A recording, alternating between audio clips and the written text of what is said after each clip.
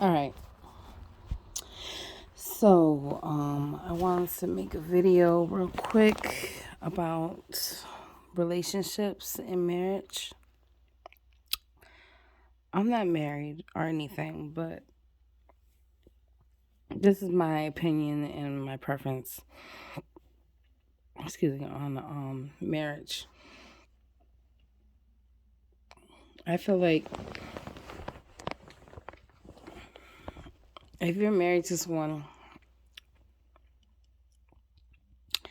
depending on the situation, right? Say you know someone for a while, or you don't have to know them for a long time, but say you grew a strong connection with someone or whatever, and you fell in love deeply, and you guys got married. Everything was going smooth, everything was going great for a minute, for like I'll say about a year or two. All of a sudden, you find out that he's cheating. What you gonna do? Divorce him or stay? I feel like just because a man cheats on you in marriage, that doesn't mean you should automatically consider divorce. A lot of men cheat. I'm not going to say every man cheats because that's not true. But a lot of men do. And I'm not saying that it's okay for a man to cheat. But what I'm saying is that if you really love somebody, you dedicated your whole life, and not your whole life, but you dedicated your whole self to the marriage and the relationship and the kids, and even if you don't have kids, but just the marriage alone. And he cheats, one, two times probably. And I don't feel like you should give up on that marriage because honestly, just because a man cheats on you does not mean that he doesn't love you. It can mean that he's a lost soul and he needs guidance from not only God but from maybe his peers or you, or there's something in the relationship that needs to change. Are you doing everything in your power and everything in your heart and your mind, body, and soul to make sure that the relationship is going the way it should? Because things could dry out in a relationship, in a marriage, especially in marriage. Things could get boring, things could get dull. There's things that can lack. I know for a fact because I witnessed a lot of people in marriages that separated, got back together, separated, but got back together. So I learned from other people.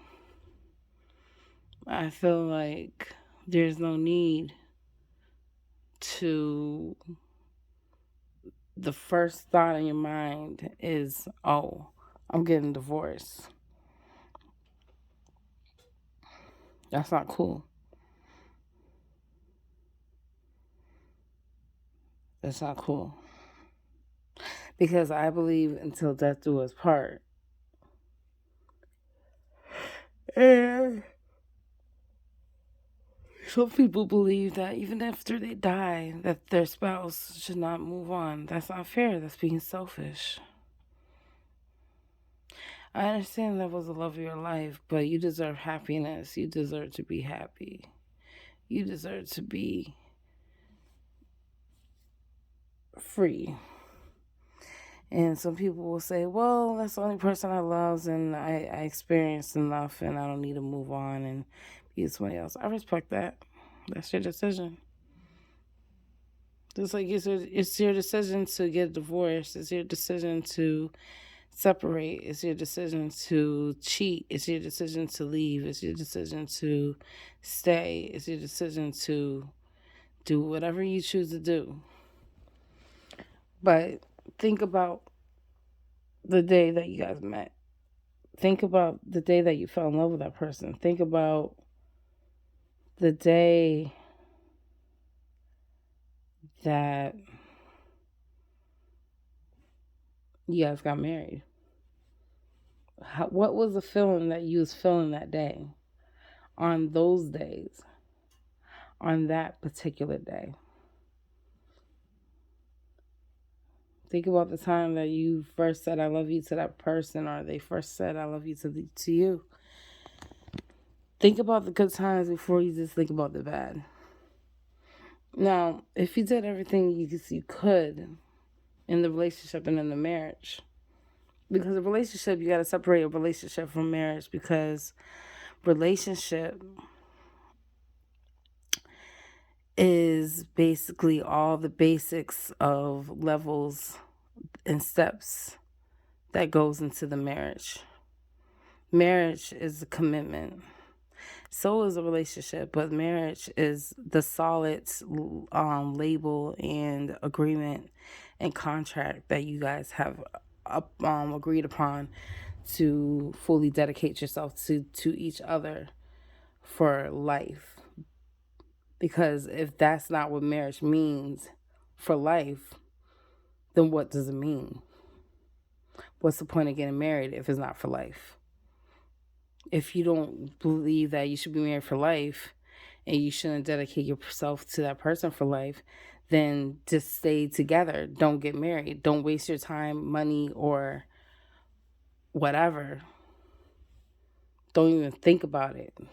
Don't even think about getting married if you don't think it's for life. If that word life scares you, then you're not ready, or it's just not meant for you. Because it is a contract. Because you have to respect each other. You got to respect each other's space and feelings and values. Also, relationship, there's basics and levels to the whole situation, because you had to build that relationship before you got into the marriage, unless it was arranged. And you don't just jump into a marriage without there being levels and basics to it. Are you guys compatible with each other? Do you get along? Are you guys seeing eye to eye? Do you guys agree? Or do you guys agree to disagree? When you guys argue, do you resolve it? Do you apologize to each other? Do you find solutions? Do you guys come together through hard times? And when hard times get rough, how do you handle the situation? Like, you guys need to ask each other these questions, because it will help you get through everything. Talk and communication is the number one to relationship being successful. Communication is number one. Trust is number two. Respect is number three. It should be communication, respect, trust, and all that stuff, but you need trust in order to respect. What else? Loyalty.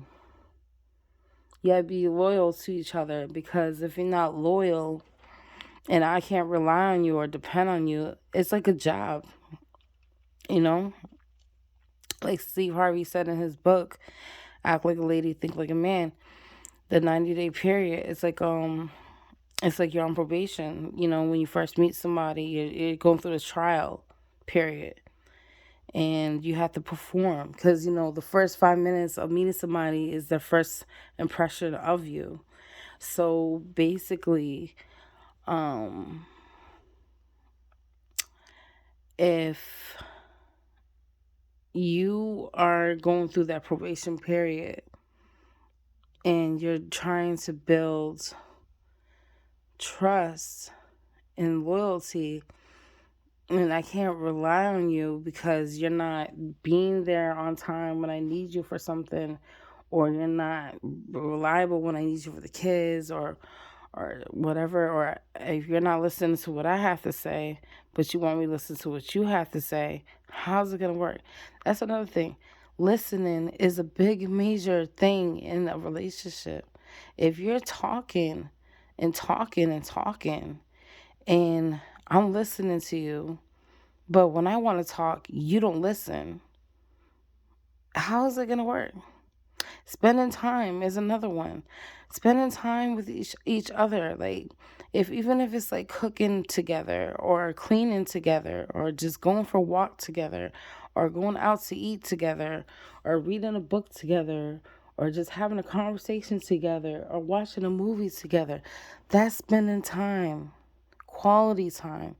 Because the reason why they call it quality is because it's cherished and it's valuable. You know how they say it's quality, like this material is quality material. It's precious.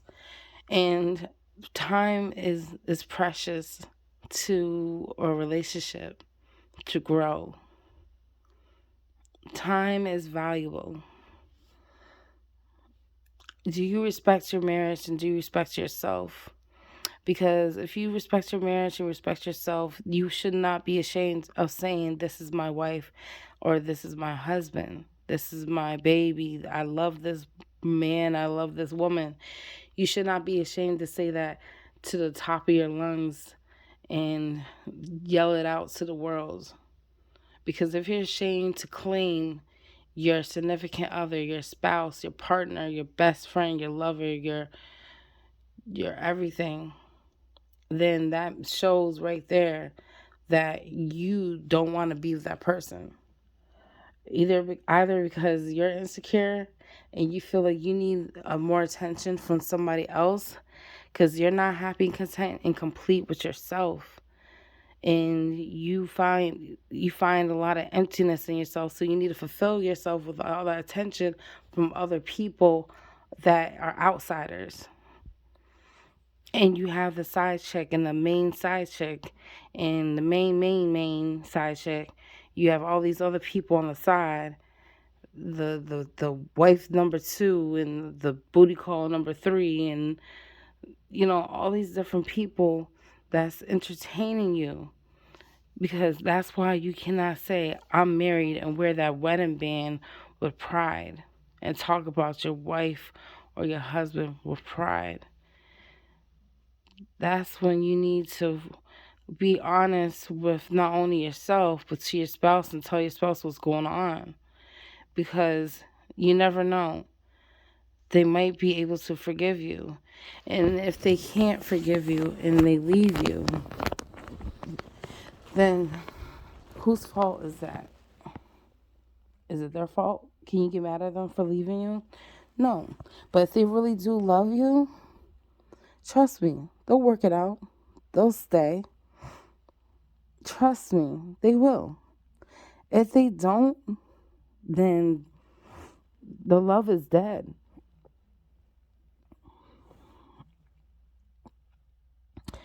And sometimes we have to be honest and realistic to ourselves, no matter how harsh it gets, no matter how hard it is to hear it.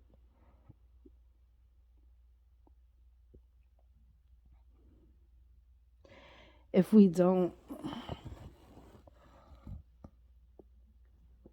be honest with ourselves, like, I know that I need to lose weight and get in shape and all these other things that I need to do.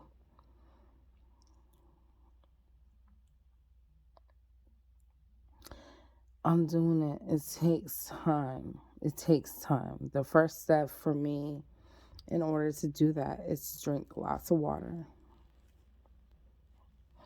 because that is the foundation of losing weight, is drinking water, staying hydrated, cutting out sugar. In a relationship, we gotta cut out toxic people. That's the sugar. That's the carbs, the fat, the extra fat. You know how they say I gotta trim the extra fat to stay lean and healthy and whatever. Sometimes that's what we gotta do with toxic people in our life. I gotta cut out that sugar. I gotta cut out that fat. All the toxic stuff is too much for me. What else? Bad habits. Bad habits, it can be anything. It could be smoking cigarettes. It could be biting fingernails. It could be being unfaithful. Flirtation is the stepping stone to cheating. You might end up flirting with that wrong person and then end up in a whole shenanigan to the point where you end up knocking up your side chick and you're already married and that side chick doesn't know until much later. And when she finds out, it's a wrap. So you got to think about all that stuff. All that. Because if you don't think about the consequences that can occur from your actions that you chose to make, then that is going to be horrendous on your situation. If you ever heard that saying, think before you act, think before you talk. Think about the consequences. Think about what could occur. And if it does happen, what do you do? How do you handle the situation? If you know that the situation could get bad and you do it anyway, sometimes some people are hard-headed. I know I am. Sometimes I got to learn the hard way. Sometimes we say to ourselves, I don't give a fuck. I don't give a fuck. I don't care. I don't care. That's gonna happen. She ain't never gonna find out. Whatever. But that's not the case, because sometimes our houses are made out of glass. We end up telling the wrong person, and somebody else tells somebody, and somebody else tells somebody, and the truth gets out some way, somehow. Sometimes you never know who's watching. That's the thing that is scary, you know?